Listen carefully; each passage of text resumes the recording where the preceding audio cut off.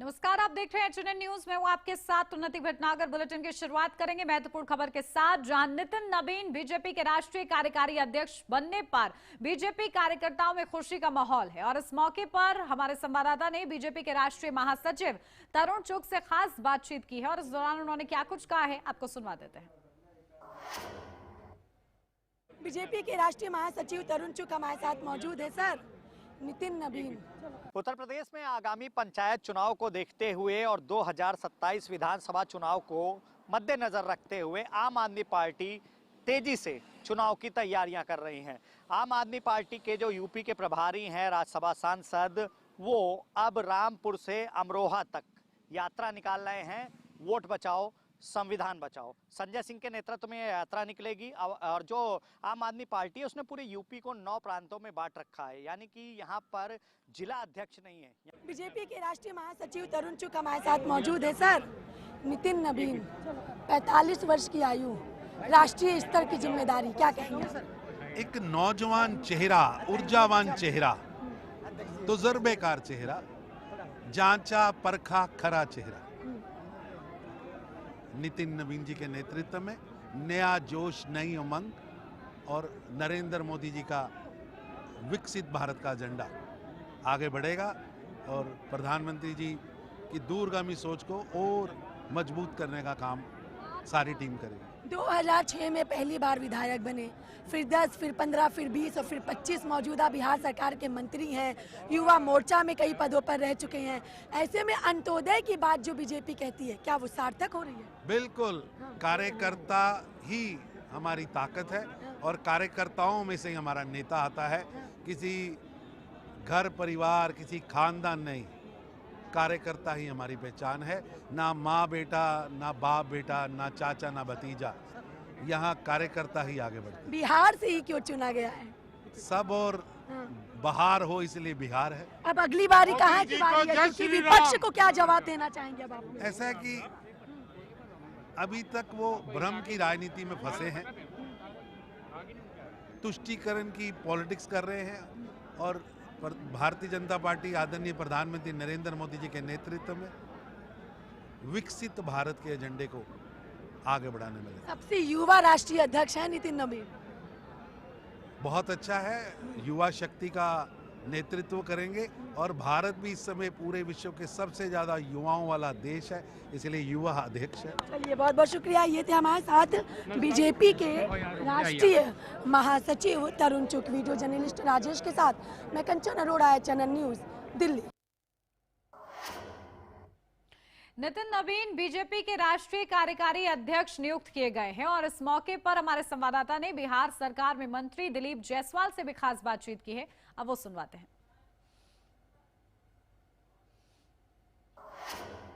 हमारे साथ मौजूद हैं दिलीप जी। नितिन नवीन राष्ट्रीय कार्यकारी अध्यक्ष, उम्र 45 वर्ष, युवा नेता, क्या कहेंगे? नितिन नवीन जी 45 वर्ष के युवा, उम्र कम है लेकिन संगठन का बहुत लंबा अनुभव है। ये बीजेपी के प्रदेश अध्यक्ष रहे हैं, युवा मोर्चा के राष्ट्रीय महामंत्री युवा मोर्चा के रहे हैं, 4 बार के विधायक हैं, सिक्किम के प्रभारी और छत्तीसगढ़ के प्रभारी के रूप में इन्होंने संगठन का काम करके दिखाया है। और आने वाले समय में पूरे देश के अंदर युवाओं के बीच एक संदेश गया है, जश्न का माहौल है, उत्सव का माहौल है। इस देश का युवा और जैन जी नितिन नवीन जी के राष्ट्रीय अध्यक्ष बनने से आने वाले समय में बीजेपी से कदम कदम मिला करके और विकसित भारत के सपना को साकार करेंगे। आपने जैन जी का जिक्र किया, जैन जी सत्ता परिवर्तन की ताकत रखती है और नितिन नवीन के साथ आपने बिहार में काम भी किया है। कितना फर्क अब संगठन और पार्टी विस्तार को लेकर? असल जैन जी जो है, इस देश में जो विपक्ष के 57 साल के युवा नेता थे, हम लोगों ने सीधा 45 साल का युवा नेता दिया। उनको 3 साल बाद वृद्धावस्था पेंशन मिलेगा, लेकिन हमारा नेता पूरे देश में जो है अब युवाओं के बीच, जैन जी के बीच परचम फहराएगा। बिहार से नेता राष्ट्रीय कार्यकारी अध्यक्ष बीजेपी को नया, एक सेकंड रुकिए सर, दिलीप जी, बिहार बीजेपी को नया प्रदेश अध्यक्ष मिला है, क्या कहेंगे आप? संजय, बहुत ही अच्छे संगठन करता है। संजय, देखिए, तो ये थे हमारे साथ बिहार सरकार के मंत्री दिलीप जायसवाल। वीडियो जर्नलिस्ट राजेश के साथ में कंचन अरोड़ा, एचएनएन न्यूज, दिल्ली। बीजेपी के राष्ट्रीय कार्यकारी अध्यक्ष नितिन नबीन जो इन्हें बीजेपी का अध्यक्ष चुना गया, उसके बाद ये बीजेपी के राष्ट्रीय कार्यालय पहुंचे। और यहाँ अगर आप तस्वीरों में देखेंगे तो नितिन नबीन का यहाँ पे पूरी तरीके से भव्य स्वागत किया जा रहा है और उन्हें पटका पहनाया गया। और जिस तरीके से एक बड़ी जिम्मेदारी नितिन नबीन को यहाँ पर दी गई है, वो भी तस्वीरें ये साफ तौर पर यहाँ पर है। और उनके साथ अगर बात कर ली जाए तो बीजेपी के राष्ट्रीय महासचिव तरुण चुग का जिक्र कर लें या फिर हम दुष्यंत गौतम की बात कर लें, हर कोई उनके साथ मौजूद है। खुद गृह मंत्री अमित शाह यहाँ पर मौजूद रहे हैं और नितिन नबीन ने जिस तरीके से पदभार को अपने संभाला है, उनका कार्यकर्ता भी पूरे जोश के साथ स्वागत और अभिनंदन कर रहे हैं। तो वहीं नितिन नबीन जो कि 45 वर्ष के हैं और बिहार की राजनीति में संगठन में अपना एक अलग ही वर्चस्व रखते हैं, तो ऐसे में माथे पर तिलक, गले में पटके के साथ नितिन नबीन का यहाँ पे पूरी तरीके से भव्य स्वागत किया गया है। और तस्वीरें साफ तौर पर है जब वो बीजेपी के राष्ट्रीय कार्यालय पहुंचे और किस तरीके से कार्यकर्ताओं में जोश और उत्साह है और उसी के साथ हर कोई उनका अभिनंदन करता हुआ भी यहाँ पर दिखाई दे रहा है। एक बड़ी और अहम जिम्मेदारी नितिन नबीन को अब मिली है, जो कि 2006 से विधायक के तौर पर रहे हैं और अब अगर बात कर ली जाए तो बीजेपी के राष्ट्रीय कार्यकारी अध्यक्ष के तौर पर नितिन नबीन को नियुक्त किया गया है। वीडियो जर्नलिस्ट राजेश के साथ मैं कंचन अरोड़ा, HNN न्यूज़, दिल्ली। नितिन नबीन के बीजेपी के राष्ट्रीय कार्यकारी अध्यक्ष बनने पर बीजेपी कार्यकर्ताओं में खुशी का माहौल है। बीजेपी विधायक डॉक्टर अनिल गोयल ने खुशी जाहिर की है, सुनिए। बात करेंगे दिल्ली के कृष्णानगर से बीजेपी विधायक डॉक्टर अनिल गोयल हमारे साथ मौजूद हैं। सर, देश के सबसे बड़े सूबे उत्तर प्रदेश में प्रदेश अध्यक्ष की नियुक्ति, तो वहीं राष्ट्रीय अध्यक्ष की भी नियुक्ति की गई है कार्यकारी नितिन नबीन, क्या कहेंगे आप?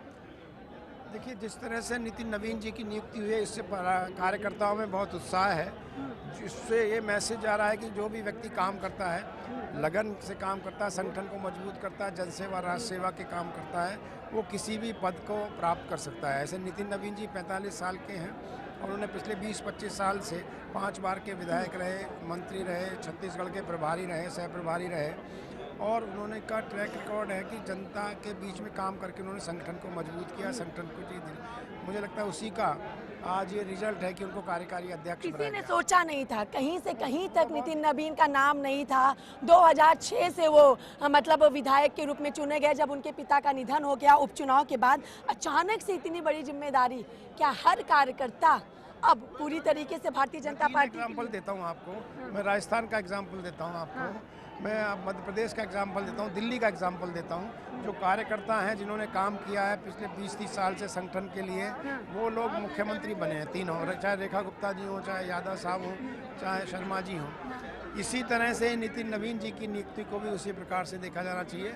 जिस तरह आप इतनी भारी भीड़ में कार्यकर्ताओं को देख रहे हैं, उनमें इसीलिए बहुत उत्साह है कि जनसेवा करो, राष्ट्र सेवा करो, संगठन की सेवा करो, पद की कोई समस्या ही नहीं है, पद अपने आप आएगा। चलिए, बहुत बहुत शुक्रिया। तो ये थे हमारे साथ दिल्ली के बीजेपी के विधायक जो कह रहे हैं काम करो, निष्ठा से काम करो, पद की लालसा मत करो, पद अपने आप आता है। वीडियो जर्नलिस्ट राजेश के साथ मैं कंचन अरोड़ा, HNN न्यूज़, दिल्ली।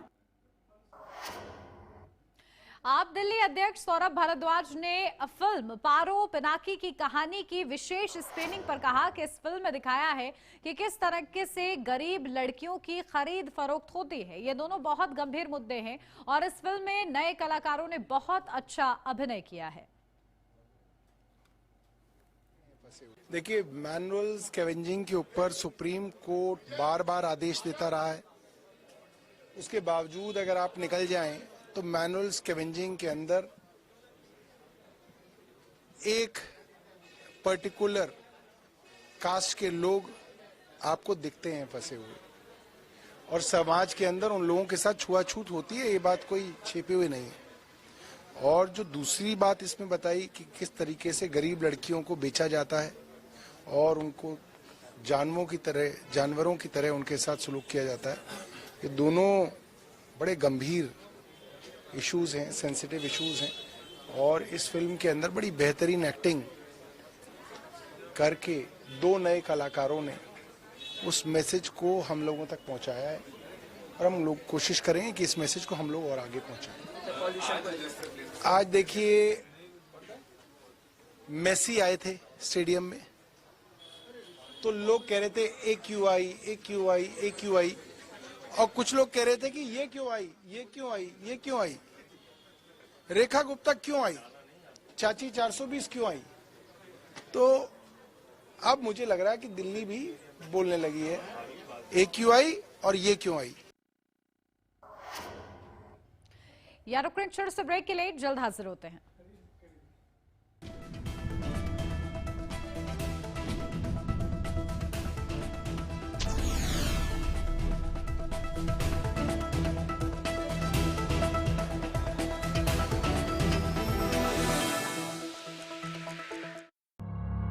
जब हर तरफ खबरों का शोर हो, जब सच और अफवाह में फर्क ना हो, तब एक चैनल उठता है सवालों की रोशनी लेकर, आपके हित की आवाज बनकर। HNN न्यूज, जुनून सच दिखाने का। हर रोज हो जाता हूँ लेट, साफ नहीं होता है मेरा पेट। अब भी मजा आएगा ना वीडियो। पेट दबा, रोग दबा, सबको पता, फिर तुझको नहीं क्यों है पता। अबे घोचू, अथा इंडिया को मालूम है, पेट दबा, हर रोग दबा, एक जगह। मुल्तानी घोगा कॉफ सिरप, इसके तुलसी जैसे गुणकारी तत्व तुरंत असर दिखाएं और खांसी को कहें गुड बाय। मुल्तानी घोगा कॉफ सिरप।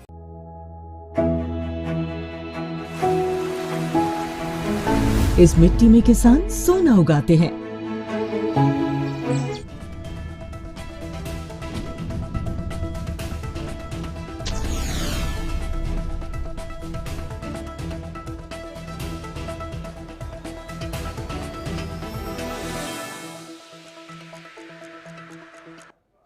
ब्रेक के बाद स्वागत है आपका। बढ़ते हैं आगे। आम आदमी पार्टी के राज्यसभा सांसद और यूपी प्रभारी संजय सिंह 21 दिसंबर से यूपी पश्चिम में वोट बचाओ संविधान बचाओ यात्रा निकालेंगे और इसी मुद्दे पर हमारे संवाददाता ने आम आदमी पार्टी के प्रदेश उपाध्यक्ष अभिषेक प्रताप सिंह से खास बातचीत की है। क्या कुछ कहा है, सुनवाते हैं आपको।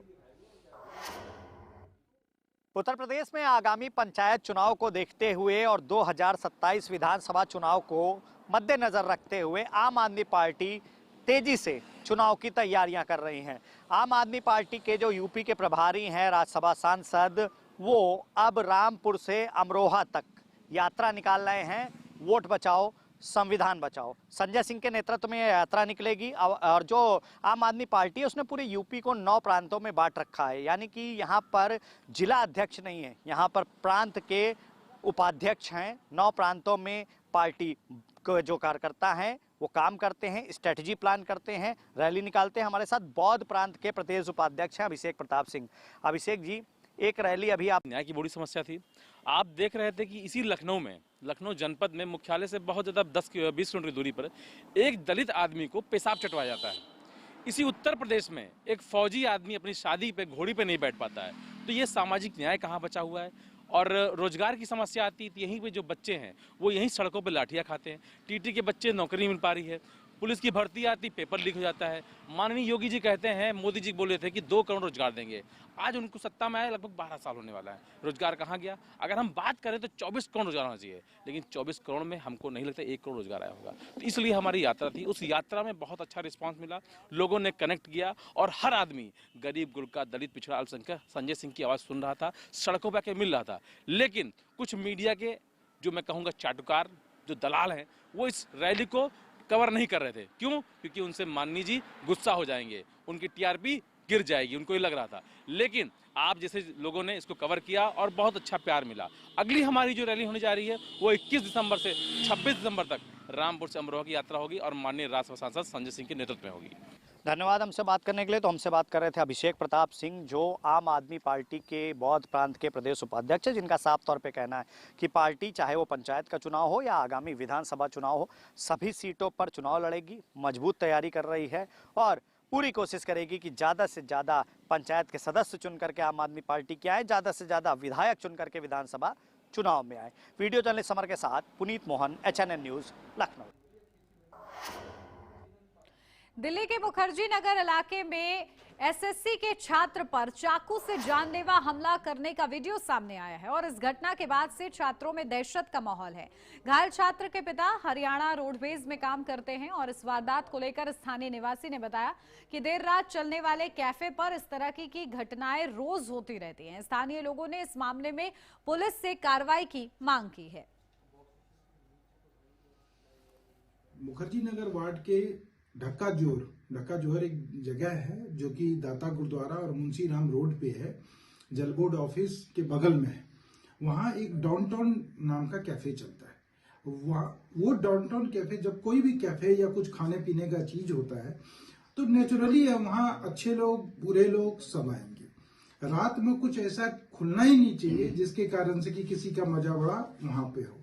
आप देखेंगे 606 मुखर्जी नगर में यही हाल है, बत्रा कॉम्प्लेक्स में यही हाल है। हम लोग मुद्दा उठाते हैं कि रात में मुखर्जी नगर चूंकि एक ऐसा एरिया है जहां भीड़ भाड़ होती है, इस भीड़ भाड़ में कई ऐसे असामाजिक तत्व आगे छिप जाते हैं जो इस तरह की वारदात को अंजाम देने के लिए तैयार रहते हैं। सर, कल की जो वारदात है थोड़ा सा उस पर प्रकाश। कल की वारदात ये हुई, वहां सुना है कि डाउनटाउन में मैं बताया कि हमेशा रात भर 4 बजे सुबह तक चलता है। 2 लोग बैठे हुए थे, 2 ग्रुप बैठे हुए थे। दोनों ग्रुप में आपस में किस मुद्दे पे, मतलब मुद्दा ये था कि कोई सुना कि एक टीम बैठी हुई थी, दूसरी टीम वो स्टूडेंट वगैरह खा रहे थे, दोनों में आपस में नोकझोंक हुए तो उसी में चाकू चली, जिसमें कि एक स्टूडेंट की हालत खराब है, LNJP अस्पताल में भर्ती है वो, और उसकी हालत खराब है। हरियाणा से है, उनके पिताजी रोडवेज में काम करते हैं। आप समझ सकते हैं कि SSC की तैयारी करने के लिए वो आया था लड़का जिनका नाम है अमन शर्मा, उसको चाकू लगी है जो LNJP अस्पताल में भर्ती है।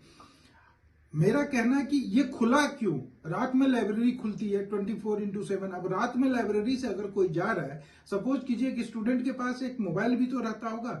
अब छीनने वाले के लिए मोबाइल 2000 भी अगर कॉस्ट करता है तो उसके लिए बहुत है, लेकिन खोने वाले के लिए बहुत ज्यादा होता है।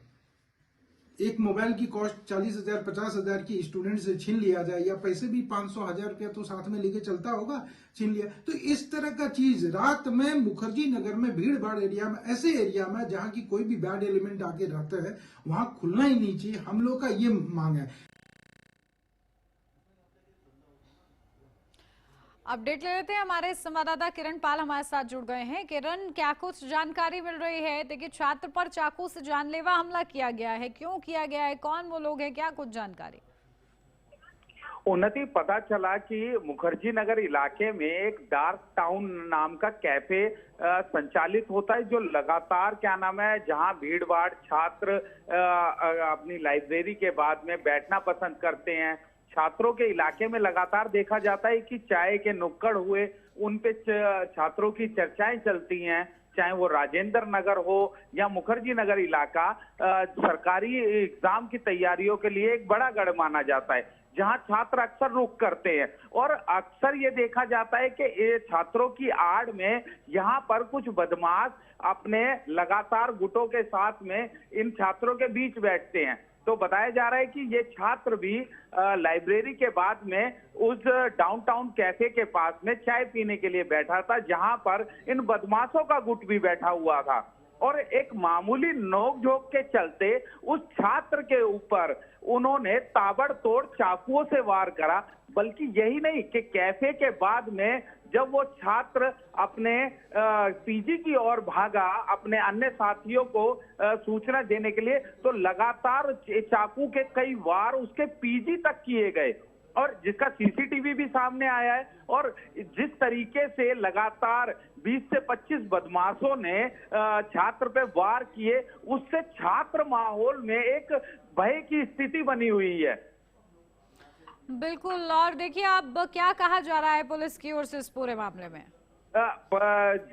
जब पुलिस ने इस सारे मामले की तफ्तीश की, मौके पर जो बीट अफसर है वो पहुंचे थे, उन्होंने घायल छात्र को हॉस्पिटल भर्ती कराया, जहां से उसकी हालत गंभीर देखते हुए उसे LNJP अस्पताल रेफर कर दिया गया था, क्योंकि छात्र का लगातार काफी खून बह चुका था। वहां पर जब उन बदमाशों को रोकने की कोशिश की गई तो पुलिस को भी एक भारी पुलिस बल का इस्तेमाल करना पड़ा, जिसके बाद पुलिस ने वहां कुछ लोगों को गिरफ्तार किया है और क्या हिरासत में लेके पूछताछ लगातार जारी है। बताया जा रहा है कि जहां ये छात्रों के पीजी बने हुए हैं उससे कुछ दूरी पे ही एक स्लम एरिया, झुग्गी बस्ती का एरिया है, जहां से ये लोग अपना नशा पानी करने के बाद में इस जगह पहुंच जाते हैं, जिसके लिए मुखर्जी नगर के जो स्थानीय निवासी हैं उन्होंने लगातार शिकायतें पुलिस को दी हैं। बिल्कुल, और अब देखिए किस तरीके से इसका निस्तारण इस पूरे मामले का होता है, देखना होगा। ठीक है, बहुत शुक्रिया किरण आपका तमाम जानकारी के लिए। उत्तर प्रदेश में अवैध अप्रवासियों की पहचान के लिए ऑपरेशन टॉर्च शुरू किया गया है। मुख्यमंत्री योगी आदित्यनाथ के निर्देश पर यह अभियान अधिकतर रात में चलाया जा रहा है। आपको बता दें कि कानपुर पुलिस फ्लैश लाइट की मदद से झुग्गी झोपड़ियों, शेल्टर होम, बस स्टैंड और रेलवे प्लेटफॉर्म्स पर सघन चेकिंग अभियान चला रही है और सर्च ऑपरेशन के दौरान लोगों के दस्तावेजों की जांच की जा रही है ताकि कोई अवैध प्रवासी शहर में न रह सके।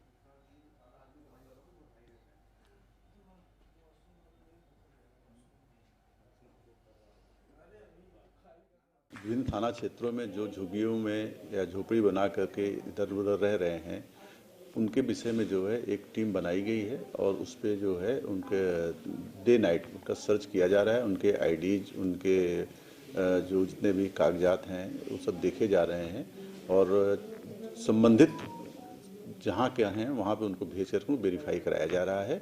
इसी संबंध में कार्रवाई की जा रही है। सर 700 लोगों की एक जो हमारे पास सुना है 700 लोगों तक की एक सूची बनाई है, क्या इन सूचियों को क्या वेरीफाई किया जाएगा, क्रॉस चेक क्या है सर? सबको क्रॉस चेक किया जा रहा है। राम मंदिर आंदोलन के प्रमुख सूत्रधार और अयोध्या से पूर्व सांसद डॉक्टर रामविलास दास वेदांती जी का निधन हो गया। उन्होंने मध्य प्रदेश के रीवा में इलाज के दौरान अंतिम सांस ली। उनके निधन की खबर मिलते ही अयोध्या सहित पूरे संत समाज और राजनीतिक जगत में शोक की लहर दौड़ गई है। डॉक्टर वेदांती राम जन्मभूमि आंदोलन के अग्रणी चेहरों में गिने जाते थे और उन्होंने इस आंदोलन को जन जन तक पहुंचाने में अहम भूमिका निभाई थी। अयोध्या से सांसद रहते हुए उन्होंने संसद से लेकर सड़कों तक राम मंदिर निर्माण की आवाज को मजबूती से उठाया। श्री राम वरिष्ठ संत राम जन्मभूमि भव्य मंदिर के निर्माण को लेकर निरंतर जिन्होंने रातों दिन एक करके प्रयत्न किया था, अभी कुछ दिन पहले उन्होंने कहा था जिस दिन राम मंदिर पे भगवा ध्वज लग जाएगा उस दिन समझो भारत हिंदू राष्ट्र हो जाएगा। इस परिकल्पना के साथ जिस प्रकार से पूज्य डॉक्टर रामविलास वेदांती जी ने सनातन के लिए कार्य और काम किया, आज हम लोगों के बीच में नहीं रहे, यह सनातन की बहुत बड़ी नुकसान है। और भगवान से हम प्रार्थना करते हैं कि पुनः जब उनका जन्म हो तो जो उनका भाव था राम मंदिर भव्य और काशी और मथुरा, लेकिन भगवान को मंजूर नहीं हुआ और वो हमारे बीच में आज नहीं रहे।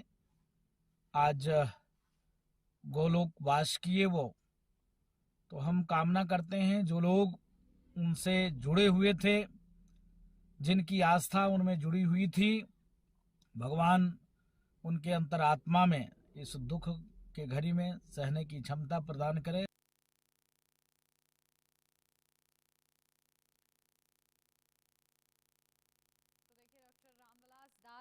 वेदांती जी का निधन हुआ है, जहां 75 साल की उम्र में उन्होंने अंतिम सांस ली है और एक बड़ा योगदान उनका रहा अयोध्या में राम मंदिर निर्माण में, जहां रीवा में इलाज के दौरान बताया जा रहा है कि उनका निधन हुआ है। राम मंदिर आंदोलन से वो लगातार जुड़े रहे, प्रमुख सूत्रधार रहे, सरयू किनारे स्थित हिंदू धाम पर वो रहते थे और ऐसे में आज सब उन्हें याद कर रहे हैं। 12 साल की उम्र में उन्होंने अपना घर बार छोड़ दिया था और इसके बाद आध्यात्म को उन्होंने अपना जीवन समर्पित किया।